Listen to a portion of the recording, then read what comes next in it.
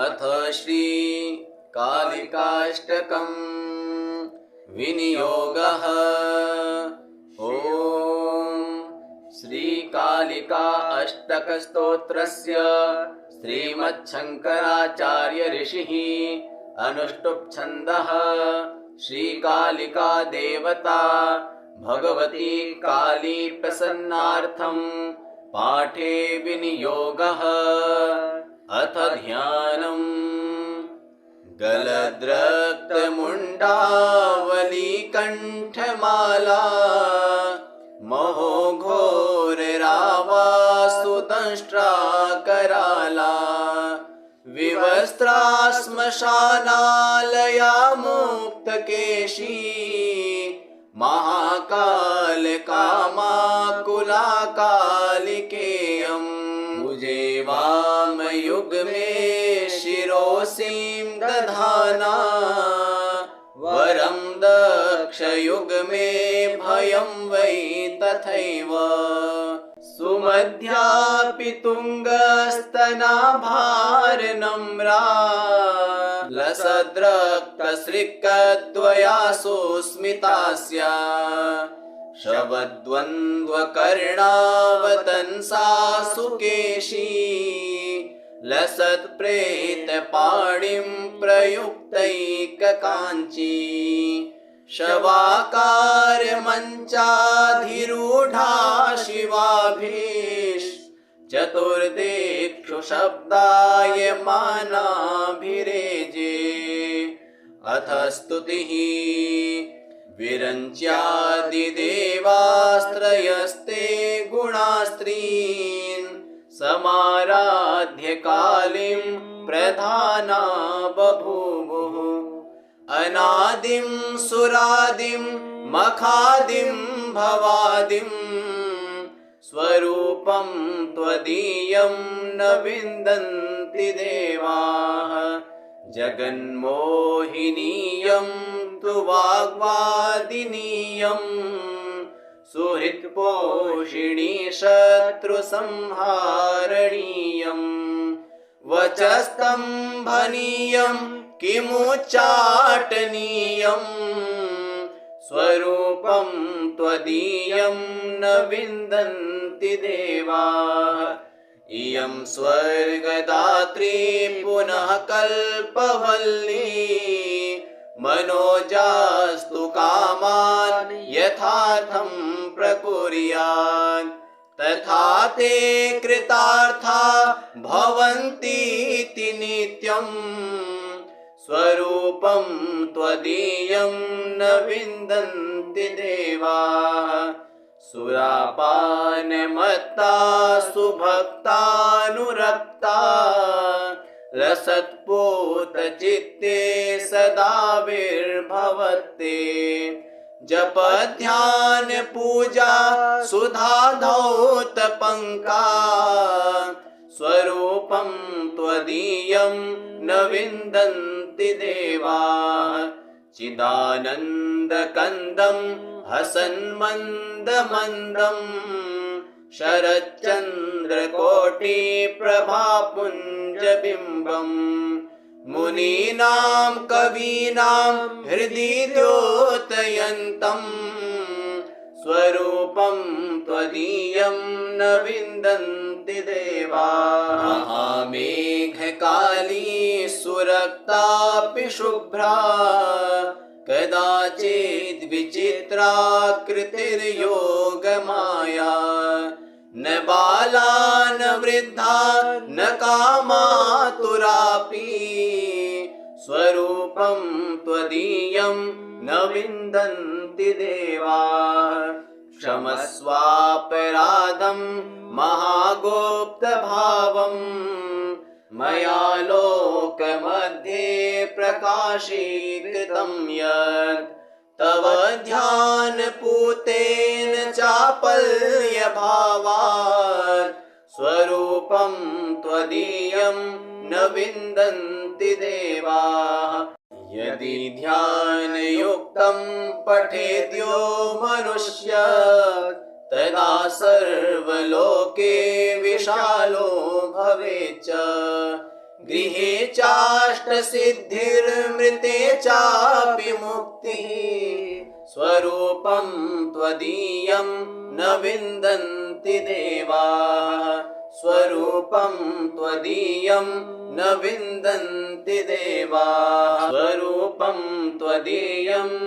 न विन्दन्ति देवाः गलद्रक्तमुण्डावलीकण्ठमाला महोघोररावास्तुदंष्ट्राकराला विवस्त्रा श्मशानालया मुक्तकेशी महाकालकामाकुलाकालिकेयम् भुजे वामयुग्मे शिरोसीं दधाना वरं दक्षयुग्मे भयं वै तथैव सुमध्यापि तुङ्गस्तनाभारनम्रा लसद्रक्तसृक्कद्वया सुस्मितास्या शवद्वन्द्वकर्णावतंसा सुकेशी लसत्प्रेतपाणिं प्रयुक्तैककाञ्ची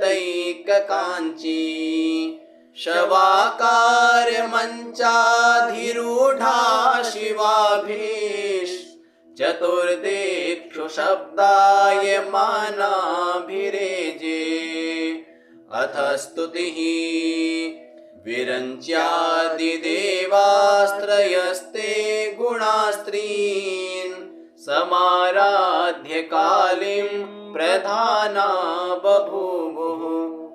अनादिं सुरादिं मखादिं भवादिं स्वरूपं त्वदीयं न विन्दन्ति देवाः जगन्मोहिनीयं तु वाग्वादिनीयं सुहृत्पोषिणी शत्रुसंहारणीयं वचस्तम्भनीयं किमुच्चाटनीयं स्वरूपं त्वदीयं न विन्दन्ति देवाः इयं स्वर्गदात्री पुनः कल्पवल्ली मनोजास्तु कामान् यथार्थं प्रकुर्यात् तथा ते कृतार्था भवन्तीति नित्यम् स्वरूपं त्वदीयं न विन्दन्ति देवाः सुरापानमत्ता सुभक्तानुरक्ता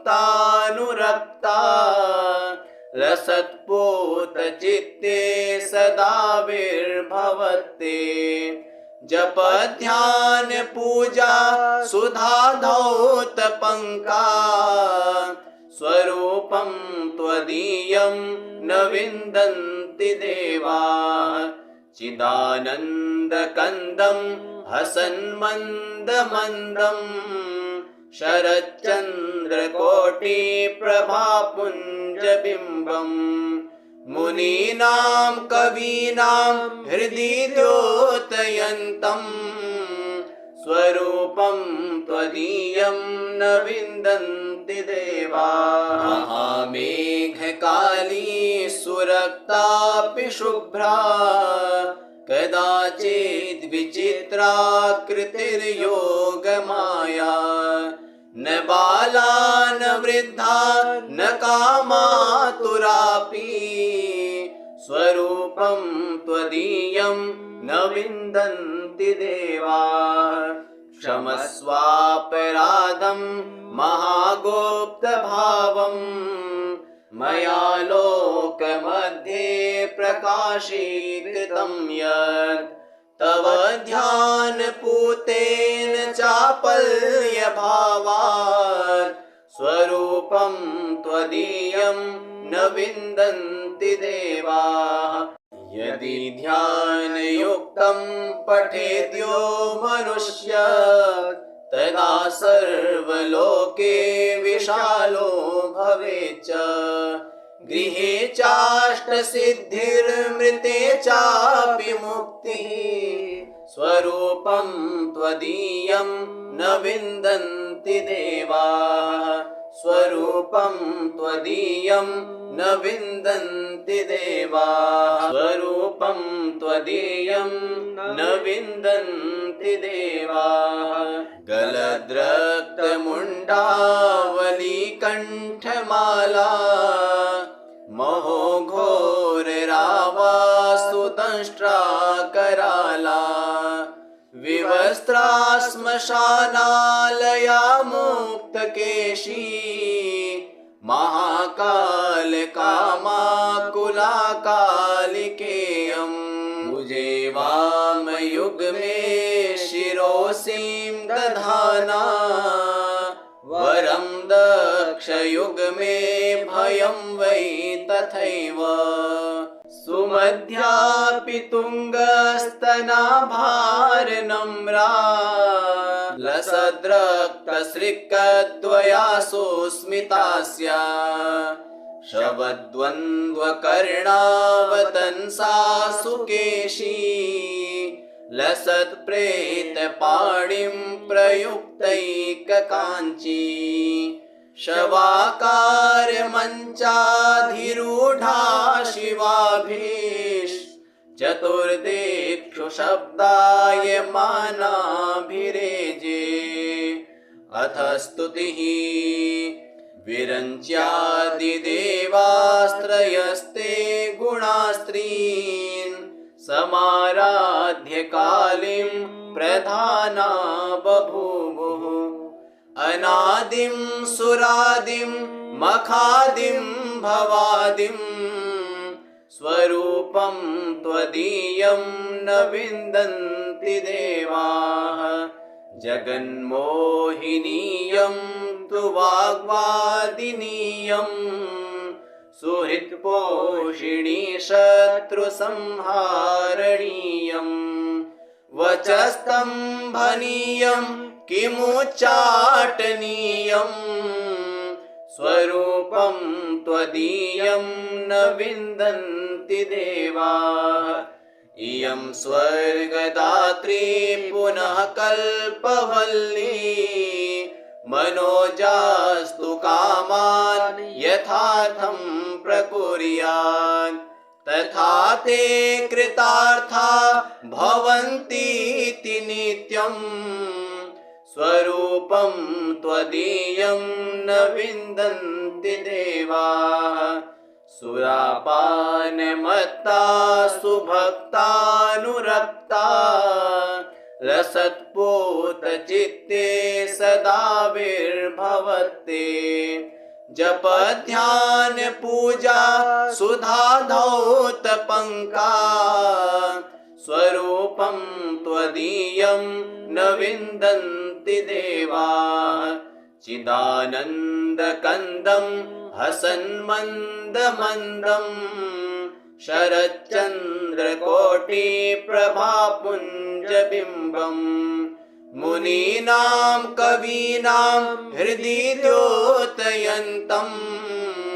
स्वरूपं त्वदीयं न विन्दन्ति देवाः महामेघकाली सुरक्तापि शुभ्रा कदाचिद्विचित्राकृतिर्योगमाया न बाला न वृद्धा न कामातुरापि स्वरूपं त्वदीयं न विन्दन्ति देवाः क्षमस्वापराधं महागोप्तभावम् मया लोकमध्ये प्रकाशीकृतं यत् तव ध्यानपूतेन चापल्यभावात् स्वरूपं त्वदीयं न विन्दन्ति देवाः यदि ध्यानयुक्तं पठेद्यो मनुष्य तदा सर्वलोके विशालो भवेच्च गृहे चाष्टसिद्धिर्मृते चापि मुक्तिः स्वरूपं त्वदीयं न विन्दन्ति देवाः स्वरूपं त्वदीयं न विन्दन्ति देवाः स्वरूपं त्वदीयं न विन्दन्ति देवाः गलद्रक्तमुण्डावलीकण्ठमाला महोघोररावास्तुदंष्ट्राकराला विवस्त्रा श्मशानालया मुक्तकेशी महाकालकामाकुलाकालिकेयम् भुजे वामयुग्मे शिरोसीं दधाना वरं दक्षयुग्मे भयं वै तथैव सुमध्यापि तुङ्गस्तनाभारनम्रा लसद्रक्तसृक्कद्वयासु स्मितास्या शवद्वन्द्वकर्णावतंसा सुकेशी लसत्प्रेतपाणिं प्रयुक्तैककाञ्ची शवाकारमञ्चाधिरूढा शिवाभिः चतुर्दिक्षु शब्दायमानाभिरेजे अथ स्तुतिः विरञ्च्यादिदेवास्त्रयस्ते गुणास्त्रीन् समाराध्य कालीं प्रधाना बभूवुः अनादिं सुरादिं मखादिं भवादिं स्वरूपं त्वदीयं न विन्दन्ति देवाः जगन्मोहिनीयं तु वाग्वादिनीयं सुहृत्पोषिणी शत्रुसंहारणीयं वचस्तम्भनीयं किमुच्चाटनीयं स्वरूपं त्वदीयं न विन्दन्ति देवाः इयं स्वर्गदात्री पुनः कल्पवल्ली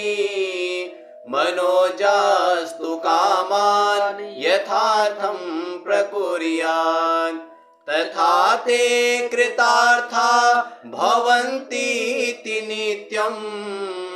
स्वरूपं त्वदीयं न विन्दन्ति देवाः सुरापानमत्ता सुभक्तानुरक्ता लसत्पूतचित्ते सदा विर्भवते जपध्यानपूजा सुधाधौतपङ्का स्वरूपं त्वदीयं न विन्दन्ति देवाः चिदानन्दकन्दं हसन्मन्दमन्दं शरच्चन्द्रकोटिप्रभापुञ्जबिम्बं मुनीनां कवीनां हृदि द्योतयन्तं स्वरूपं त्वदीयं न विन्दन्ति देवाः महामेघकाली सुरक्तापि शुभ्रा कदाचिद् विचित्राकृतिर्योगमाया न बाला न वृद्धा न कामातुरापि स्वरूपं त्वदीयं न विन्दन्ति देवाः क्षमस्वापराधं महागुप्तभावं मया लोकमध्ये प्रकाशीकृतं यत् तव ध्यानपूतेन चापल्यभावात् स्वरूपं त्वदीयं न विन्दन्ति देवाः यदि ध्यानयुक्तं पठेद्यो मनुष्य तदा सर्वलोके विशालो भवेच्च गृहे चाष्टसिद्धिर्मृते चापि मुक्तिः स्वरूपं त्वदीयं न विन्दन्ति देवाः स्वरूपं त्वदीयं न विन्दन्ति देवाः स्वरूपं त्वदीयं न विन्दन्ति देवाः गलद्रक्तमुण्डावलीकण्ठमाला महोघोररावास्तुदंष्ट्राकराला विवस्त्रा श्मशानालया मुक्तकेशी महाकालकामाकुलाकालिकेयम् भुजे वामयुग्मे शिरोसीं दधाना वरं दक्षयुग्मे भयं वै तथैव सुमध्यापि तुङ्गस्तनाभारनम्रा लसद्रक्तसृक्कद्वयासु स्मितास्या शवद्वन्द्वकर्णावतंसा सुकेशी लसत्प्रेतपाणिं प्रयुक्तैककाञ्ची शवाकारमञ्चाधिरूढा शिवाभिः चतुर्दिक्षु शब्दायमानाभिरेजे अथ स्तुतिः विरञ्च्यादिदेवास्त्रयस्ते गुणास्त्रीन् समाराध्य कालीं प्रधाना बभूवुः अनादिं सुरादिं मखादिं भवादिं स्वरूपं त्वदीयं न विन्दन्ति देवाः जगन्मोहिनीयं तु वाग्वादिनीयं सुहृत्पोषिणी शत्रुसंहारणीयं वचस्तम्भनीयं किमुच्चाटनीयं स्वरूपं त्वदीयं न विन्दन्ति देवाः इयं स्वर्गदात्री पुनः कल्पवल्ली मनोजास्तु कामान् यथार्थं प्रकुर्यात् तथा ते कृतार्था भवन्तीति नित्यम् स्वरूपं त्वदीयं न विन्दन्ति देवाः सुरापानमत्ता सुभक्तानुरक्ता लसत्पूतचित्ते सदा विर्भवते जपध्यानपूजा सुधाधौतपङ्का स्वरूपं त्वदीयं न विन्दन्ति देवाः चिदानन्दकन्दं हसन्मन्दमन्दं शरच्चन्द्रकोटिप्रभापुञ्जबिम्बम् मुनीनां कवीनां हृदि द्योतयन्तं स्वरूपं त्वदीयं न विन्दन्ति देवाः महामेघकाली सुरक्तापि शुभ्रा कदाचिद्विचित्राकृतिर्योगमाया न बाला न वृद्धा न कामातुरापि स्वरूपं त्वदीयं न विन्दन्ति देवाः क्षमस्वापराधं महागुप्तभावं मया लोकमध्ये प्रकाशीकृतं यत् तव ध्यानपूतेन चापल्यभावात् स्वरूपं त्वदीयं न विन्दन्ति देवाः यदि ध्यानयुक्तं पठेद्यो मनुष्य तदा सर्वलोके विशालो भवेच्च गृहे चाष्टसिद्धिर्मृते चापि मुक्तिः स्वरूपं त्वदीयं न विन्दन्ति देवाः स्वरूपं त्वदीयं न विन्दन्ति देवाः स्वरूपं त्वदीयं न विन्दन्ति देवाः इति श्रीमच्छङ्कराचार्य विरचितं श्रीकालिकाष्टकं सम्पूर्णम्।